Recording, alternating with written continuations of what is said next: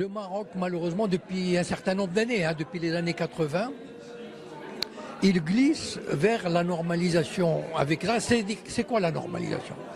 C'est-à-dire rendre Israël, le régime sioniste, acceptable au peuple marocain, entretenir des relations presque normales, ça veut dire des journalistes qui vont là-bas, des visites ici, des sionistes, etc., sans que le régime sioniste donne aux Palestiniens leur État.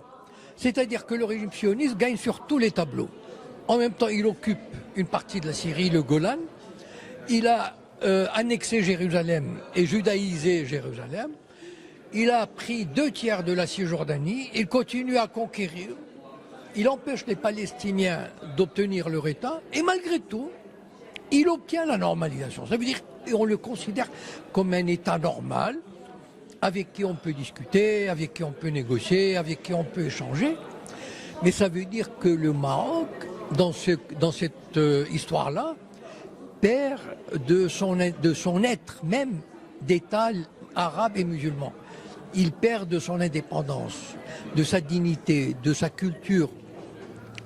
Le Maroc devient le jouet, il est déjà dans une certaine mesure, mais il devient encore plus l'instrument de la domination sioniste et occidentale sur le pays.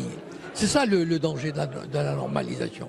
C'est pas qu'on ait des relations avec cet État, mais au moins si cet État voulait